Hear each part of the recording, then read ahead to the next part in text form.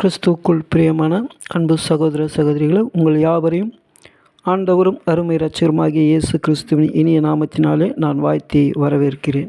தினம் ஒரு ஓமை என்கின்ற தலைப்பின் கீழாக தியானித்து வருகிற இந்த தியான பகுதிக்கு வருகை தந்துள்ள உங்கள் யாவரையும் இயேசு கிறிஸ்துவின் நாமத்தினாலே மீண்டுமாய் நான் வாழ்த்தி வரவேற்கிறேன். இந்த நாளிலும் கலைகள் என்கின்ற ஓமை குறித்து நாம் தியானிக்கும்படியாக அழைக்கப்பட்டிருக்கிறோம். அதற்கான ஆதார வசனத்தை நான் வாசிக்கிறேன். மத்தேயு 13ஆம் அதிகாரம் 24 30 வரை நான் வாசிக்கிறேன். வேறொரு உவமையை அவர்களுக்கு சொன்னார்.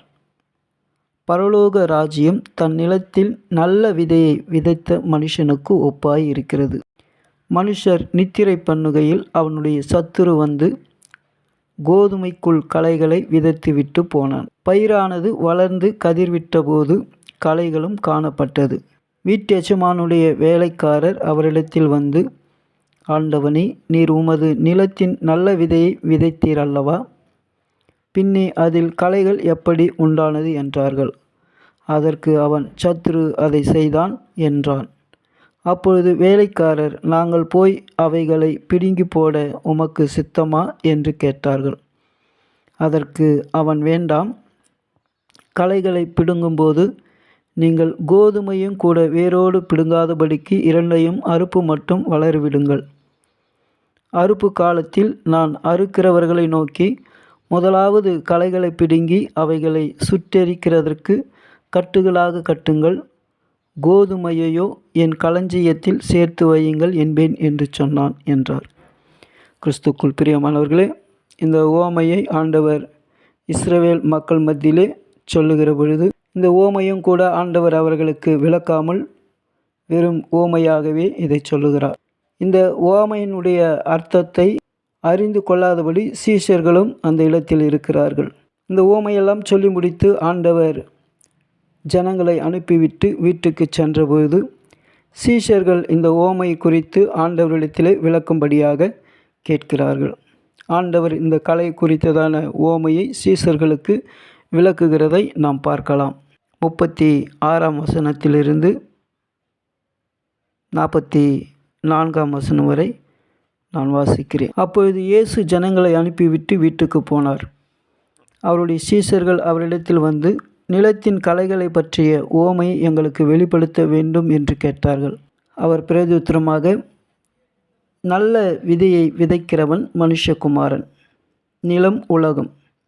நல்ல விதை ராஜ்யத்தின் புத்திரர், களைகள் பொல்லாங்கனுடைய புத்திரர். அவைகளை விதைக்கிற சத்துரு பிசாசு. அறுப்பு உலகத்தின் முடிவு, அறுக்கிறவர்கள் தேவதூதர்கள். ஆதலால் களைகளை சேர்த்து அக்னியால் சுட்டெரிக்கிறது போல இவ்வுலகத்தின் முடிவிலே நடக்கும். மனுஷகுமாரன் தம்முடைய தூதர்களை அனுப்புவார். அவர்கள் அவருடைய ராஜ்யத்தில் இருக்கிற சகல இடர்களையும் அக்கிரமம் செய்கிறவர்களையும் சேர்த்து அவர்களை அக்கினி ஜுவாலையிலே போடுவார்கள். அங்கே அழுகையும் பற்கடிப்பும் உண்டாயிருக்கும். அப்பொழுது நீதிமான் தங்கள் பிதாவின் ராஜ்யத்திலே சூரியனைப் போல பிரகாசிப்பார்கள். கேட்கிறதற்கு காதுள்ளவன் கேட்க கடவான். இந்த உவமையின் வழியாக ஆண்டவர் நமக்கு சொல்லுகிற காரியம் என்னவென்று சொன்னால், இந்த உலகத்திலே நல்ல மனுஷரும் இருக்கிறார்கள், தீய மனுஷரும் இருக்கிறார்கள். நல்லவர்கள் மனுஷகுமாரனால் விதைக்கப்பட்டவர்கள், தீயவர்கள் பிசாசினால் விதைக்கப்பட்டவர்கள்.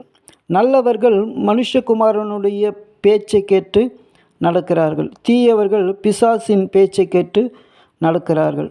அப்படி மனுஷகுமாரனுடைய பேச்சை கேட்டு நடக்கிறவர்களையும் பிசாசின் பேச்சை கேட்டு நடக்கிறவர்களையும் ஆண்டவர் ஒரு நாள் உலகத்தின் முடியிலே அவர்களை நியாயம் தீர்ப்பார் என்பதே இதனுடைய கதையாக இருக்கிறது.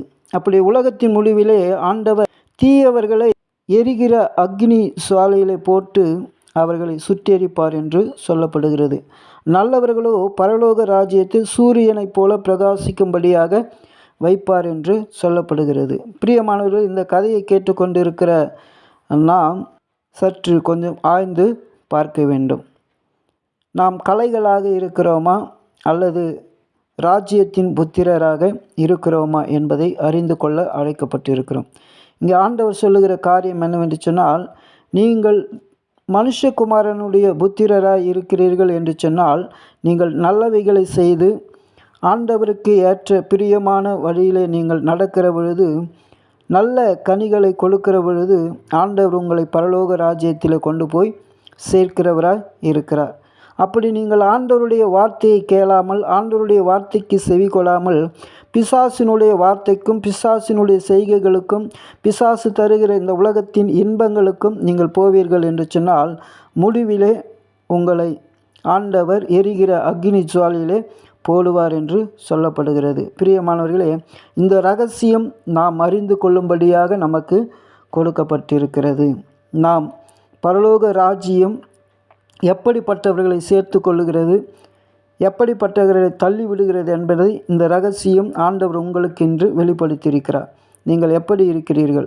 ஆண்டவர் விதைத்த நல்ல புத்திரராய் இருக்கிறீர்களா, அல்லது பிசாசு விதித்த பொல்லாங்கான புத்திரனாய் இருக்கிறீர்களா என்பதை சிந்தித்து பாருங்கள். நீங்கள் யார் பின்னால் செல்கிறீர்கள்? ஆண்டவர் பின்னால் உங்கள் செயல் இருக்கிறதா, இந்த உலகத்தின் பின்னால் செல்கிறீர்களா? சிந்தித்து பாருங்கள்.